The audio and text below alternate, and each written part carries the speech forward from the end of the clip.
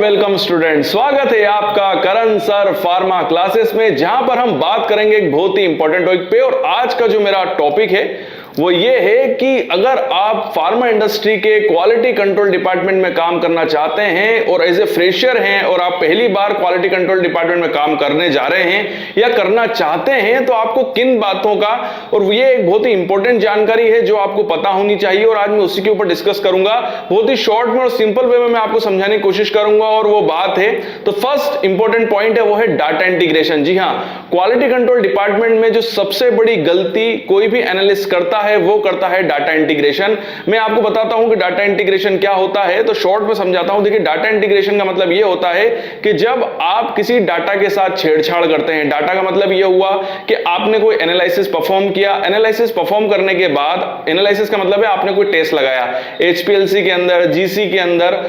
कोई भी टेस्ट आपने परफॉर्म किया और उस टेस्ट का जो रिजल्ट है वो उस रिजल्ट को आप अपने हिसाब से लाने की कोशिश करते हो। मतलब मान लीजिए कि आपने कोई एनालिसिस परफॉर्म किया और एनालिसिस फेल हो गया, ड्रग फेल हो गई, और आप अपने हिसाब से किसी ना किसी तरीके से उस ड्रग को, फेल ड्रग को अब पास करने की कोशिश करते हो, ग्राफ के साथ छेड़छाड़ करते हो, कैलकुलेशन के साथ कुछ गड़बड़ करते हो इस तरीके से, या वेइंग बैलेंस के साथ या वे आप गलत करते हो, इस तरीके से आप छेड़छाड़ करके जो फेल ड्रग उसको पास करने की कोशिश करते हो, डॉक्यूमेंट्स के अंदर हेरफेर करते हो, तो इस टाइप की जो गलतियां होती है उसे डाटा इंटीग्रेशन बोला जाता है। और यह डाटा इंटीग्रेशन कई बार लड़कों की नौकरी तक ले जाता है, क्योंकि फार्मा इंडस्ट्री के अंदर जितने भी ऑडिट्स फेल होते हैं, ऑडिट का मतलब होता है जब फार्मा इंडस्ट्री के अंदर चेकिंग होती है, और चेकिंग में ज्यादातर क्यूसी के अंदर ये चेकिंग की जाती है और क्यूसी के अंदर डाटा इंटीग्रेशन को ही पकड़ा जाता है। लड़कों को इसके बारे में बिल्कुल भी जानकारी नहीं होती है, ना ही उनको कोई बताता है कि डाटा इंटीग्रेशन क्या होता है।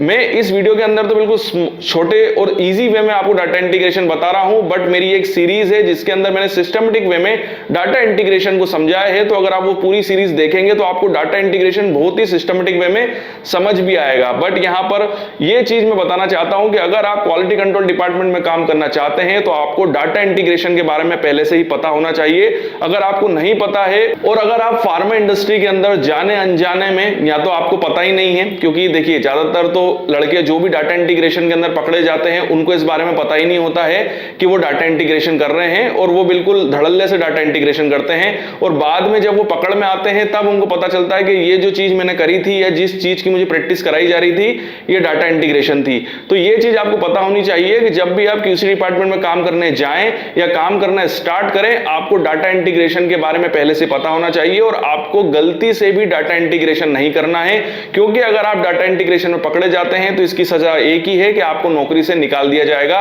तो यहां पर क्यूसी में काम करने से पहले आपको डाटा इंटीग्रेशन के बारे में प्रॉपर जानकारी होनी चाहिए। नेक्स्ट है कि अधिकतर लड़कों के अंदर मैंने देखा है कि जब वो क्यूसी डिपार्टमेंट में काम करने के लिए जाते हैं तो उनको सॉल्वेंट्स के बारे में बिल्कुल भी जानकारी नहीं होती है कि किस सॉल्वेंट को उनको कैसे हैंडल करना है, जबकि आईसीएच ने एक पूरी गाइडलाइन दी हुई है कि सॉल्वेंट को कैटेगराइज किया है उन्होंने उनकी कार्सिनोजेनिसिटी के हिसाब से। मतलब उन्होंने प्रॉपर तरीके से गाइडलाइन दी है कि किस टाइप के सॉल्वेंट को आपको किस तरीके से हैंडल करना है। बट जब आप क्यूसी में काम करेंगे और आप जब सॉल्वेंट्स को हैंडल करेंगे तो आपको ये चीज कोई भी नहीं बताएगा, ये आपको पहले से ही पता होनी चाहिए कि किस सॉल्वेंट को आपको कितना हैंडल करना है, कितना उसके कांटेक्ट में आना है और कैसे आना है, और कौन सा सॉल्वेंट कितना ज्यादा कार्सिनोजन है, ये चीज आपको पहले से पता होनी चाहिए। तो यहां पर आपको याद रखना है और ये चीज आपको पढ़ के जाना है। इसके ऊपर भी मेरा एक सेपरेट वीडियो पहले से पब्लिश हो चुका है, जहां पर मैंने सिस्टमेटिक वे में हर सॉल्वेंट की कैटेगरी को सिस्टमेटिक वे में बताया है कि किस टाइप से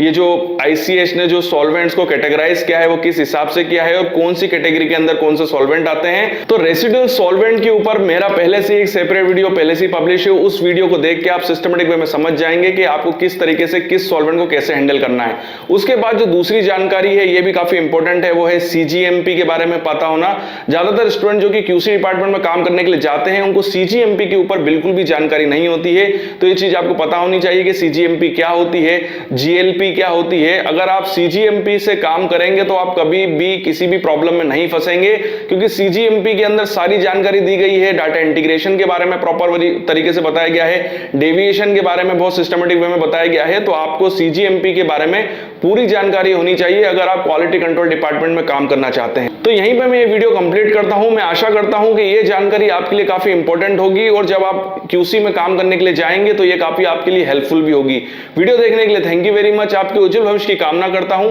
और यहीं बने रहिए मेरे साथ।